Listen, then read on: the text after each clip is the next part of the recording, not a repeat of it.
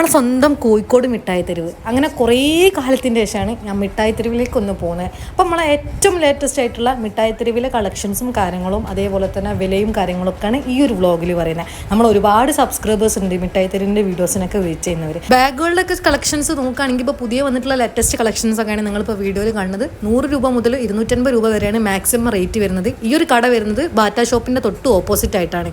പിന്നെ next section വരുന്നത് കോയൻകോ ബസാറാണ്. ഇതിൻ്റെ ഉള്ളിൽ ഫുള്ള് ഡ്രസ്സുകളാണ് വരുന്നത്. പ്രത്യേകിച്ച് നമ്മളെ കല്യാണത്തിന് ആവശ്യമായിട്ടുള്ള സാധനങ്ങളൊക്കെ കിട്ടുന്ന ഒരു ഏരിയ കൂടിയാണ്. പിന്നെ എന്ന് പറഞ്ഞു കഴിഞ്ഞാൽ ഇതാണ് MP റോഡ്. ഞാൻ എല്ലാ വ്ളോഗിലും ചെയ്യുന്നത് പോലെ തന്നെ 30 രൂപയാണ് ഇവിടെ വരുന്നത്.